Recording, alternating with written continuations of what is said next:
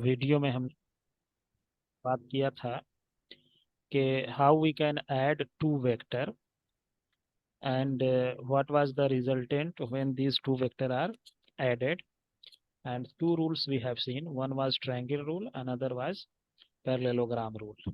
And with the help of parallelogram rule we are able to find out the resultant of the two vectors added. तो इस पे हम लोगों ने दो बार डिस्कशन हुआ था हमारा, दो लेक्चर में। आज हम बात करेंगे कि आपका जो वेक्टर का लॉ है, और फिर बात करेंगे रिजोल्यूशन ऑफ वेक्टर का। तो ये कुछ रूल्स होते हैं वेक्टर्स के, ये जो है कि ये हम लोग कल पढ़ ही लिए हैं वैसे, लेकिन इसको in the form of statement अगर हमें देखना है क्या होता है, तो ये है कि कम्यूटेटिव लॉ ये कहता है the order in which two vectors are added does not matter. ये कोई मैटर नहीं करता है। इससे पहले वाले भी लेक्चर में हमने डिस्कशन किया था कि आप वेक्टर को a प्लस बी ऐड करो या b प्लस ए ऐड करो। आप इसको a प्लस बी ऐड करो या b प्लस ए ऐड करो, ये डज नॉट मैटर, ये बोथ रिमेन्स द सेम, इसमें कोई फर्क नहीं पड़ता। आप वेक्टर को a प्लस बी ऐड करो या b प्लस ए ऐड करो। अब ये इसी चीज को क्या कहते हैं कि ऐसा, इसी को हम लोग कम्यूटेटिव लॉ कहते हैं।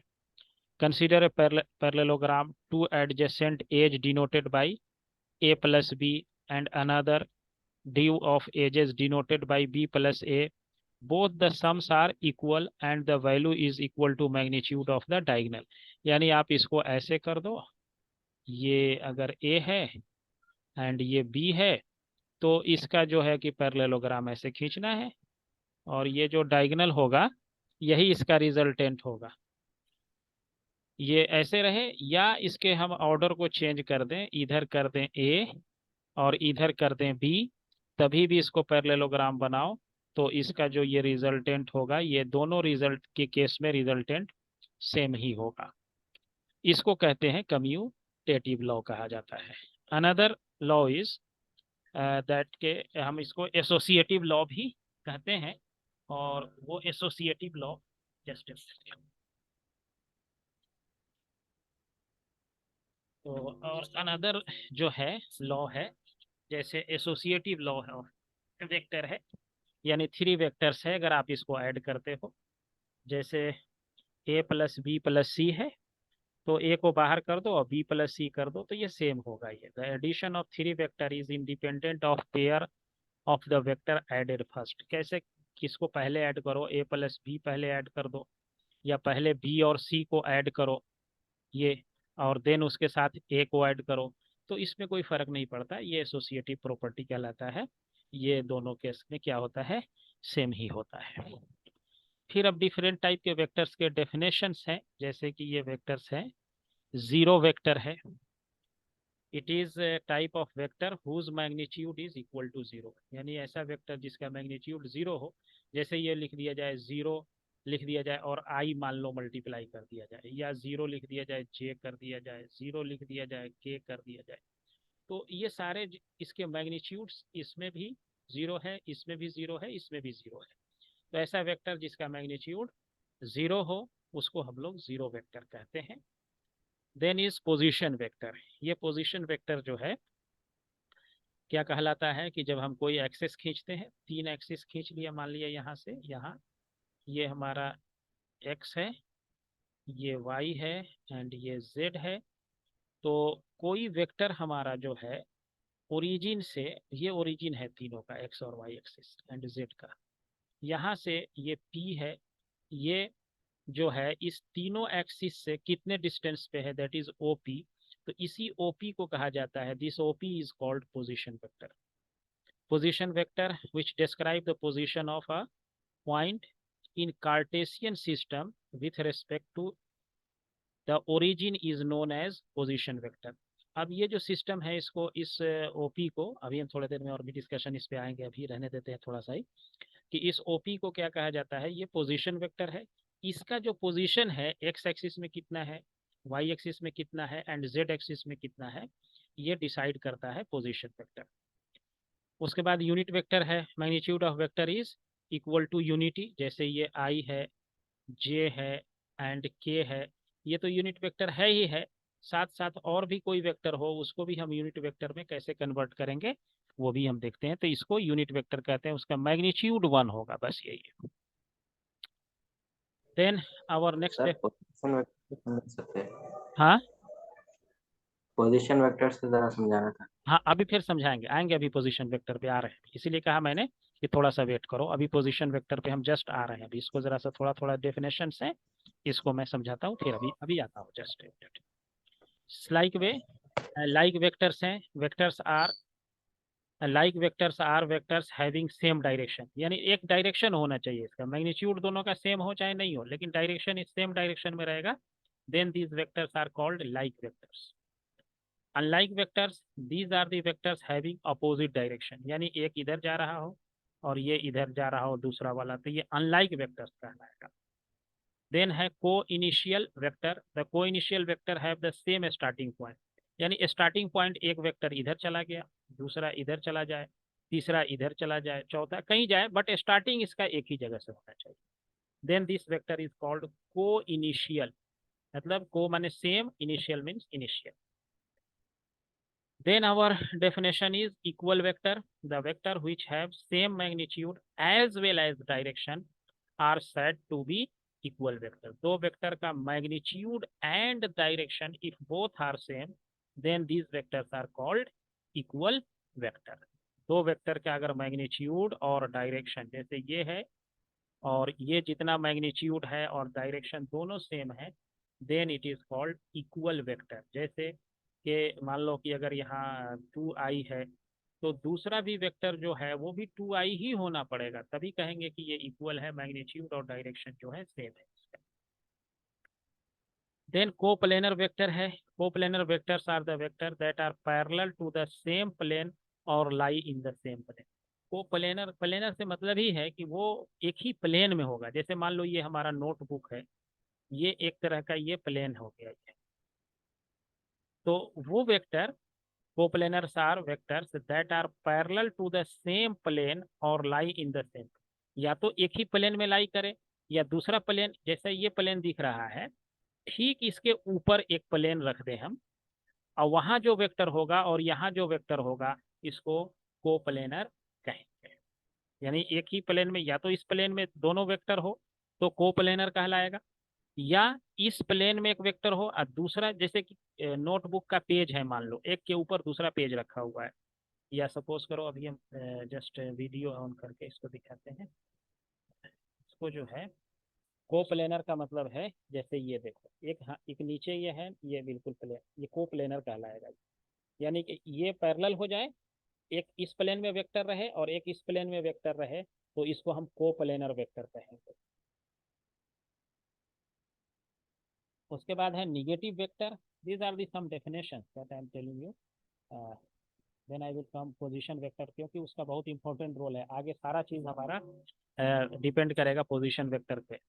Negative of a vector, two vectors having same magnitude but different direction, opposite direction are said to be the negative vector. जैसे हम लोग a माइनस बी वेक्टर निकाले थे कल, क्या किए थे, ये वेक्टर a था ये b था, this was a this was b, तो जितना b था उतना ही क्या किए थे, इधर माइनस b खींच लिए थे, तो ये निगेटिव ऑफ b कहलाएगा ये। और अगर ए का निगेटिव करना है तो इधर खींचना पड़ेगा, तो ये निगेटिव वेक्टर कहलाता है, यानी पॉजिटिव जितना है उतना ही निगेटिव डायरेक्शन में खींच लो, then it is called negative vector.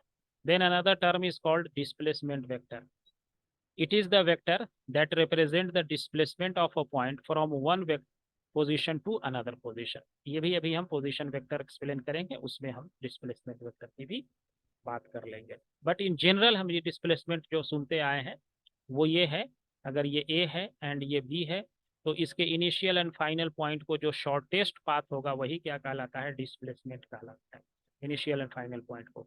But अभी हम बात करेंगे इसके change in position vector is called displacement, अभी इसकी हम बात करेंगे। Change in position vector actual है change in position vector, change in position vector is called displacement।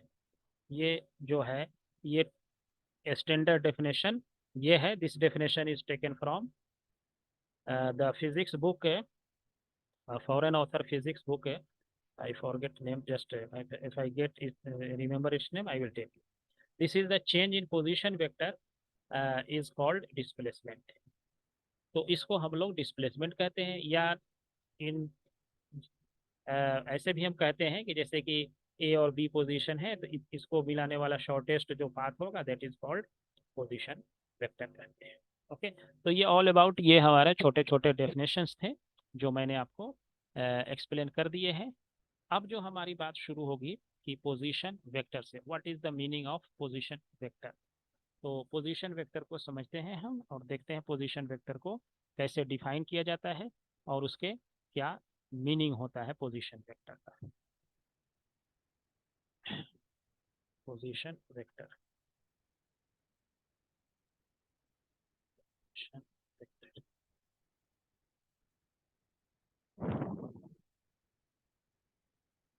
तो पोजीशन वेक्टर के क्या मतलब होता है कि जैसे कि ये हमारा तीन एक्सिस है, हम लोग generally x y and z axis की बात करते हैं, which are mutually perpendicular with respect to each other. X y and z, ये तीन एक्सिस है और ये तीनों एक्सिस क्या है, एक दूसरे से म्यूचुअली परपेंडिकुलर है। मीन्स एक्स और वाई के बीच 90 डिग्री एंगल है, वाई जेड के बीच भी 90 डिग्री है, जेड एक्स के बीच भी एंगल 90 डिग्री है। These are three mutually perpendicular axis. अब पोजीशन वेक्टर का क्या मतलब होता है कि मान लो कि हमने जो है कि सपोज करो कि ये हमारे पास तीन जो है वेक्टर्स हैं, ऐसे तीन एक्सिस है, ये एक्सिस है एक्स वाई एंड जेड, ये तीनों एक्सिस म्यूचुअली परपेंडिकुलर है। अगर मैं कहूँ कि ये पॉइंट मेरा कहाँ पे है, ये एक पॉइंट जो है ये कहाँ पे है, तो क्या करना होगा, इस ओरिजिन से एक लाइन खींचना होगा इस पॉइंट पर जहाँ पे एक्स वाई एंड जेड तीनों एक्सिस मीट करते हैं। उस पॉइंट से मुझे क्या करना होगा, इस पॉइंट पर लाइन खींचना होगा, किसी भी पॉइंट के बारे में। सर आवाज तुम्हारी। आवाज कम आ रही? अच्छा, ये इस पॉइंट पे हमारा, मान लो ये पॉइंट है हमारा जिस पे हम ये माइक का मान लो ये पॉइंट है, या मान लो ये हैंड है, ये पॉइंट है, ये सब पे। तो और ये तीनों एक्सिस क्या है, म्यूचुअली परपेंडिकुलर है, एक दूसरे से 90 डिग्री का एंगल बना रहा है। तो जहां पे ये मीट करेगा, जैसे ये मीट कहाँ पे कर रहा है, इस पॉइंट पे देखो, ये इस पॉइंट पे मीट कर रहा है तीनों एक्सिस, ये पॉइंट है हमारा। तो इस पॉइंट से इस पॉइंट का डिस्टेंस बिल्कुल स्ट्रेट लाइन मिला दो यहाँ से यहाँ तक। So this is called position vector, O and P. This is called position vector from initial to the point P। If you draw a line, origin से खींचना है, एक्स यहाँ कहीं से नहीं खींच सकते, जहां से ये तीनों axis x y and z meet करता है उस पॉइंट से क्या करेंगे, ओरिजिन से इस पॉइंट का बिल्कुल स्ट्रेट लाइन खींचेंगे and this is called position vector. इसी को पोजीशन वेक्टर कहते हैं, यानी कि एक्स वाई और जेड एक्सिस जहां पे मीट करता है that this is called origin, this is called origin. किसी को इसीलिए इसको ओ से लिखा जाता है। ओरिजिन से कोई पॉइंट कहीं भी है, मान लो ये P1 पॉइंट है, किसी ने कहा कि नहीं यहाँ पे एक पॉइंट P2 ले लीजिए, इसको मिला दो ऐसे। सो this is called position vector of point 2। इसको हम दूसरा देखो, इसको this is called P2 is called, P2 is position and OP2 is position vector, position vector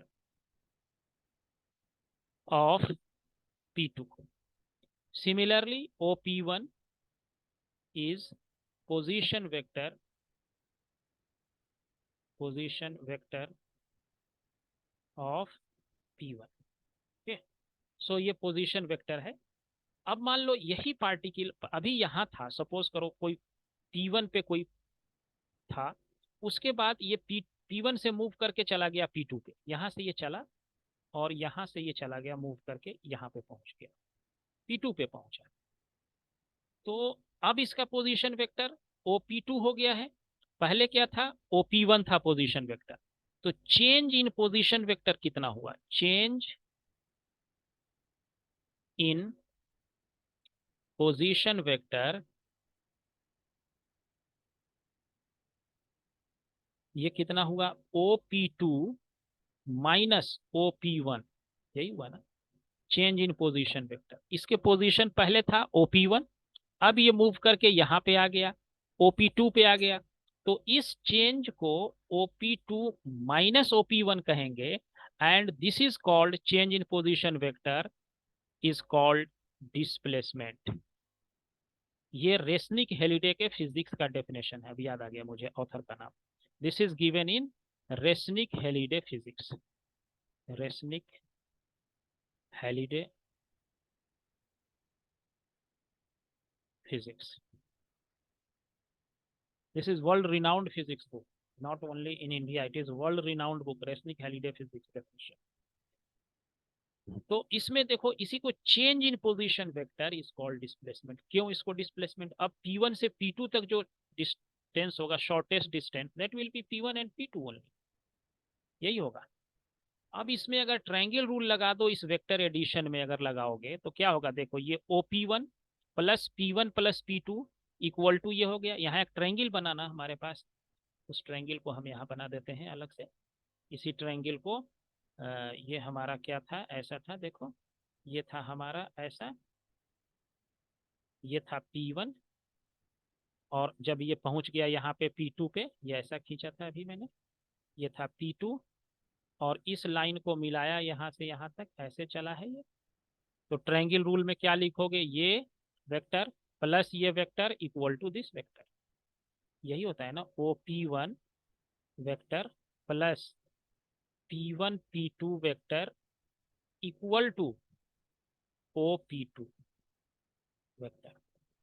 rule में ट्रायंगल के बताए थे कि इसका जो होगा, जहां हेड है, दूसरे का टेल यहाँ रखा जाता है, और फिर इसको इससे मिला देते हैं, तो ये वाला पार्ट जो है, यानी this plus this equal to this, यही triangle rule of vector addition है। अब इसमें से लिखोगे P1 P2 which will be equal to OP2 minus OP1, this is, what is this, this is change in position, change in position vector, and this is displacement।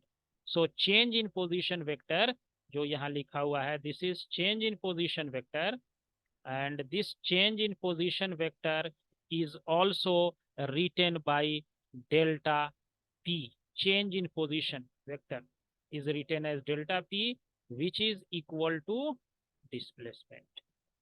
इसको displacement कहते हैं, बहुत standard definition है ये, change in position vector is called displacement. तो ये हमारा displacement का डेफिनेशन है, change in position vector is called displacement. तो अब समझे कि ये पोजीशन वेक्टर क्या होता है, इसका बहुत इंपॉर्टेंट रोल है। अब इसको अगर टाइम से डिवाइड कर दोगे तो यही क्या है, इसको अगर displacement divided by time, then it becomes velocity. अभी हम उस पर नहीं जाएंगे, अभी वो बाद में जब हमारा आएगा तो उस पर बात करेंगे वो कैसे करते हैं। ओके, अब है इसके बाद हमारा जो आता है पोजीशन वेक्टर, जब हम सीख लिए कि change in position vector is called displacement.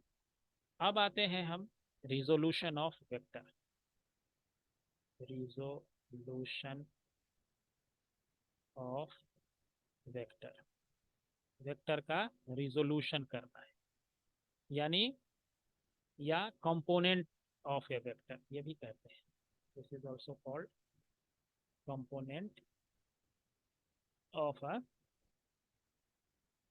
Vector, vector का कंपोनेंट। ओके, तो इसको हम कैसे डिफाइन करते हैं, कंपोनेंट ऑफ वेक्टर को वो देखते हैं।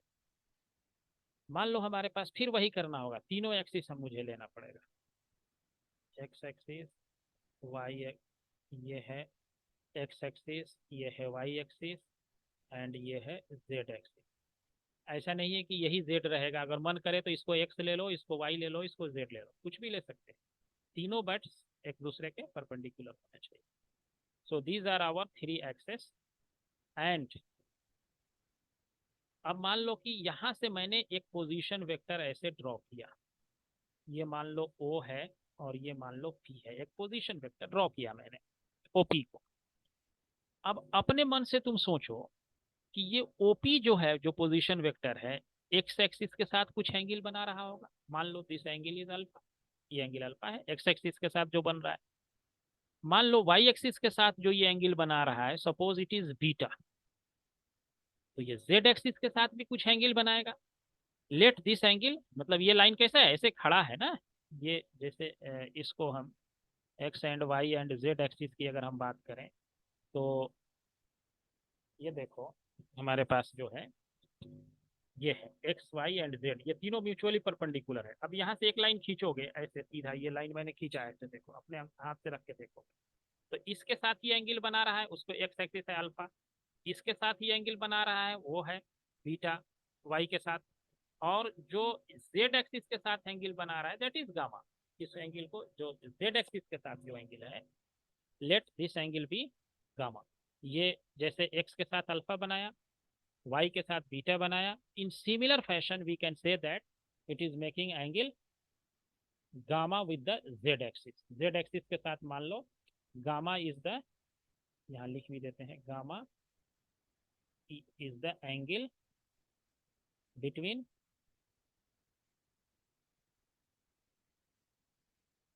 Position vector OP and z axis, इसके बीच एंगल है ये, एंड अल्फा इज द, ये है angle between OP position vector and x axis. In similar way beta is the angle between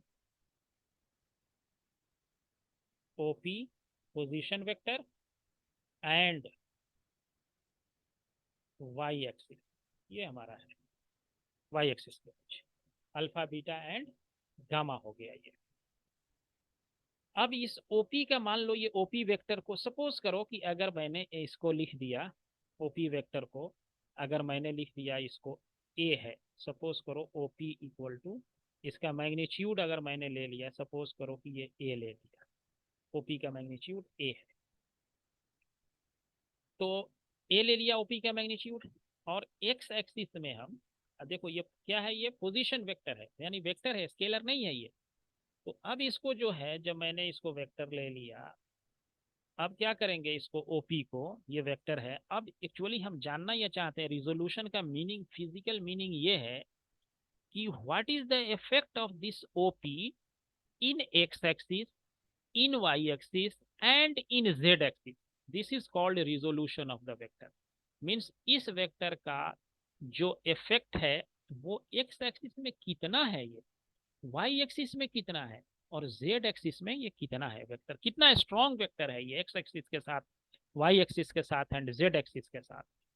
तो अगर इसको हम एक्स एक्सिस में लिखेंगे, तो ये एंगल हमारा दे रखा है अल्फा, तो इधर से इसका हो जाएगा, इसको मैंने मान लिया है ए है ओपी को, तो इस साइड में लिखोगे सिंपल ए कॉस अल्फा, एक्स एक्सिस के साथ इसका जो इफेक्ट होगा, ऐसे जैसे ये ट्रायंगल होता है ना, एक हम बता देते हैं यहाँ से खींच करके, ये ऐसे है, अगर ऐसे खींचा जाता है यही एंगल अल्फा है, ये ए है, और यहाँ से यहाँ तक मुझे अगर लेंथ निकालना होता, ये मान लो लेंथ, हमने मान लो ये लेंथ निकालना होता, तो इसका नाम मान लो कि ए और बी है फॉर एग्जांपल, ये स्मॉल ए है, तो ये निकालना होता तो इस ट्रायंगल में क्या लगाते, cos alpha, cos alpha equal to base by hypotenuse, hypotenuse हमारा कौन सा है, यही ए है, तो ए बी इक्वल टू क्या हो जाता, ए कॉस थीटा, ए कॉस अल्फा, इसीलिए इसको इधर इसका इफेक्ट होगा ए कॉस अल्फा।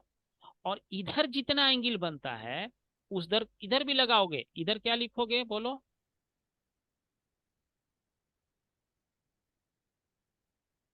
इधर सेम वे ए कॉस बीटा, और जेड एक्सिस पे लिख दोगे ए कॉस गामा, यानी कि हर केस में एंगल के का क्या होगा, कॉस लगेगा यहाँ।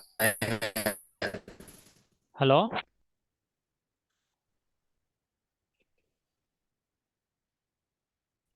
ये तीनों कंडीशन में एंगल का जो पोर्शन है ये कॉस ही रहता है, अल्फा के साथ, बीटा के साथ, गामा के साथ। लेकिन ये साइन इसलिए हो जाता है क्योंकि हमारा जो बीटा है, our beta is 90 minus alpha. ये देखो 90 माइनस क्या होता है, अल्फा। अब इसको लिखोगे ए कॉस बीटा, ये वाला कंपोनेंट वाई एक्सिस के तरफ। तो इसको जो है क्या लिखोगे, a cos 90 minus alpha, that will be equal to a sine alpha भी कह सकते हैं। यानी इसका अल्फा ऐसे कह दो, ए साइन अल्फा हो गया ये। अगर इसके साथ इसको लाओगे अगर साइन के टर्म में, तो इसको लिख सकते हो ए कॉस ए साइन बीटा भी लिख सकते हो इसको। ये सिर्फ मैथमेटिकल ये है, चेंजेस है, जैसे अभी मैंने करके दिखाया ना, कॉस का साइन हो जाता है। लेकिन एक्चुअली होता कॉस ही है, वो साइन नहीं होता है। लेकिन साइन इसलिए हो जाता है क्योंकि ये cos 90 minus alpha sine alpha हो जाएगा। तो इधर अगर ए कॉस अल्फा है तो इसीलिए इधर कह देते हो ए साइन अल्फा हो, ए साइन अल्फा होगा। तो ये अल्फा है, ये बीटा एंगल है, होगा यही। तो अब जो वेक्टर ए को हम लिखेंगे, vector a which is our OP. तो तीनों वेक्टर है, ये वेक्टर है, तो इसके ही कंपोनेंट को एक किया गया है। तो एक लिखाएगा ए कॉस अल्फा, दूसरा लिखाएगा ए साइन ए कॉस,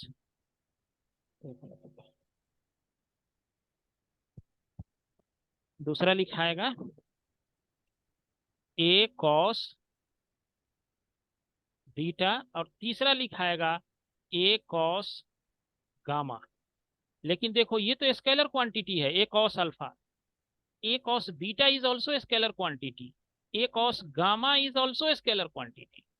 तो अब लेकिन बट इधर एक वेक्टर है, तो वेक्टर कभी भी स्केलर के इक्वल नहीं हो सकता है, ये तो मैग्नीट्यूड है। तो इसीलिए क्या किया जाता है कि यहाँ पे आई लगा दिया जाता है, that is called unit vector in the x axis.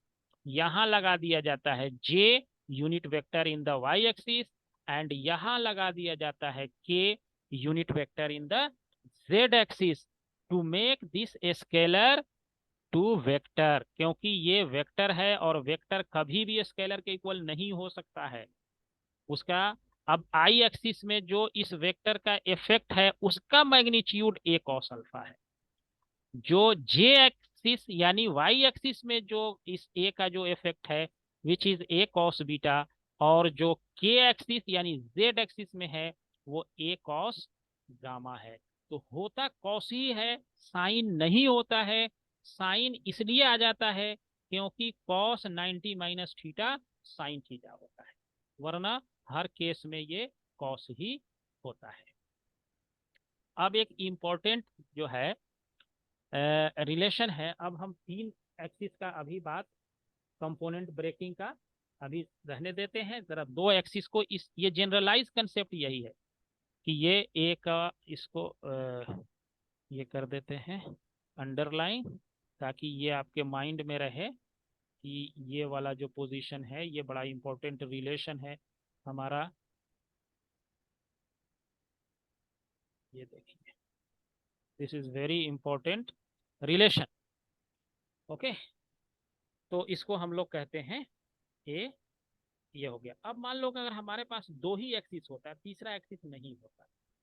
जैसे मान लो अगर हमको कहता कि कोई इस तरीके का ये वेक्टर है, मान लो फॉर एग्जांपल ये ऐसा रहता, ये ऐसा हो, ये मान लो 10 न्यूटन का वेक्टर होता और ये एंगल 30 डिग्री दिया होता। अब मुझसे ये पूछता कि इसका इफेक्ट इधर बताओ कितना होगा इस एक्सिस पे। ये कोई भी एक्सिस मैंने ले लिया, तो इसका इफेक्ट इधर निकालने के लिए क्या करोगे, सिंपली कुछ नहीं करना, इसका मैग्नीट्यूड से आई कॉस ले लो इधर। तो इसका जो कंपोनेंट इधर होगा दैट विल बी 10 कॉस 30 हो जाएगा इधर। तो कॉस 30 √3/2 होता है, तो ये हो जाएगा 5√3। दूसरा कोई कहे ऐसा लाइन खींच दिया गया, सपोज करो इधर ले लिया उसने वेक्टर, सपोज करो 15 न्यूटन, और ये एंगल मुझे दे दिया मान लो 60 डिग्री। अब कहता है इसका इफेक्ट इस एक्सिस पे बताओ, एक्स एक्सिस पे। तो क्या लिखोगे एक्स एक्सिस पे, 15 cos 60। ओके, तो ये 15 cos, इधर का एंगल ले लेंगे, cos हो गया 60, 60 लगा दो, cos 60 होता है 1/2, तो ये हो गया 7.5 हो गया। अब अगर इसका कहता है कि इस एक्सिस पे बताओ कितना होगा, ये वाई एक्सिस पे, ये एक्स, तो ये एंगल कितना हो जाएगा 30, सिंपली कह सकते हो 15 cos 30। इसको हम दूसरा कलर लेते हैं, इसको सिंपली हम कह देंगे दिस इज कॉल्ड 15 cos 30, या which is also equal to 15 cos 90 minus 60। देखो cos 90 माइनस 60 भी क्या होगा, cos 30 ही हो जाएगा ना, cos 90 माइनस 60 cos 30, और ये हो जाएगा 15 cos 90 minus theta sine theta. तो या तुम cos 30 लिखो या साइन 60 लिखो, दोनों बात एक ही है, दोनों का वैल्यू सेम होता है, cos 30 √3/2, साइन 30 भी √3/2। तो इसलिए इसका कंपोनेंट इधर ये हो जाएगा। कहीं भी कंपोनेंट निकालो, बस एंगल देखो कितना है और उसका कॉस लगाओ उसके साथ, तो ये हमारा कंपोनेंट दे देता है। समझ गए बात को। अब एक क्वेश्चन हम पूछते हैं इसके लिए, जरा सा कि कितना परसेंट अंडरस्टैंडिंग हुई, एक सिंपल सा क्वेश्चन बना लेते हैं, है ना। तो आप तैयार रहो, एक क्वेश्चन अभी हम पूछ रहे हैं इसी पे, न्यूमेरिकल, सिंपल सा ही प्रॉब्लम दे रहे हैं।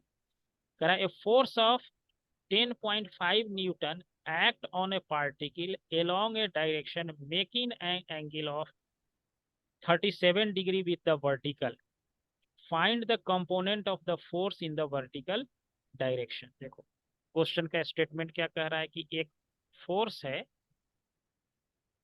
ये हमारा हॉरिजॉन्टल है, ये वर्टिकल है। कह रहा है कि एक a force of 10.5 Newton act on a particle along a direction making an angle 30 degree with the vertical। Vertical के साथ 37 डिग्री का एंगल ये बना रहा है, वर्टिकल के साथ, वर्टिकल ये है तो इसके साथ 37 डिग्री का एंगल ये बना रहा है फोर्स, जिसका मैग्नीट्यूड है 10.5 न्यूटन। ये ऐसे है, ये एंगल है 37 डिग्री दिया हुआ है। अब पूछ रहा है कि वाई एक्सिस पे इसका कंपोनेंट बताओ कितना होगा, इस वेक्टर का वाई एक्सिस पे कितना होगा, जरा बताओ जल्दी से सोच के। यही मैंने यही कहा आपको कि सबसे पहला फोर्स देखो, जिस एक्सिस पे निकालना है उसके साथ एंगल देखो कितना बन रहा है। पूछ रहा था इस एक्सिस पे, वाई एक्सिस पे, और इसके बीच एंगल 37 दे रखा है, तो वाई एक्सिस पे हो जाएगा 10.5 cos 37 डिग्री, और अगर एक्स एक्सिस पे पूछता तो यही कहते 10.5 साइन 37 डिग्री, और 37 कॉस का वैल्यू जो है ये होता है 4/5। एक ये वैल्यू जो है बहुत कॉमन वैल्यू है, तो कभी कभी अगर एग्जाम में नहीं भी दिया रह सकता है तो ये पता रहना चाहिए कि cos 37 4/5 होता है, इसका वैल्यू जो है होता है। तो cos इतना होता है तो साइन 37 कितना हो जाएगा, साइन 37 विल बी 3/5। ये कॉस दे रखा है ना, तो साइन निकाल लेंगे, ये पी दे, ये बी दे रखा है, ये एच दे रखा है, तो पी निकल जाएगा हमको, b equal to 4, h equal to 5, तो p will be equal to √h² minus b²। तो इसको एच और बी का स्क्वायर करके निकालोगे तो ये आ जाएगा 3, और साइन थीटा होता है p/h, तो ये हो, तो ये वाला वैल्यू डाल करके इसको इधर, बस एक ही चीज ध्यान रखो कि कंपोनेंट जब भी ब्रेकिंग करना है, बहुत इंपॉर्टेंट बात है कि जिस एक्सिस पे कंपोनेंट निकालना है उस वेक्टर और उस एक्सिस के बीच एंगल निकाल लो कितना है, और सीधे कॉस लगा दो, साइन भूल जाओ, नहीं याद है मुझे, छोड़ दो। तो ये वाला पोजीशन अगर ये एंगल देखोगे तो कितना हो जाएगा, एंगल वाइज देखोगे तो ये हो जाएगा 53 डिग्री, 10.5 8 इधर अगर कहोगे तो ये वही है जो 10.5 cos 53 डिग्री कह दिया जाए। तो ये वैल्यू एंड साइन वाला ये वैल्यू दोनों सेम है, समझे। तो इस तरह से हम कंपोनेंट ब्रेकिंग का फॉर्मूला लगा करके निकालते हैं। ठीक है, अब रुको थोड़े देर, फिर हम दूसरा क्वेश्चन डिस्कशन करते हैं।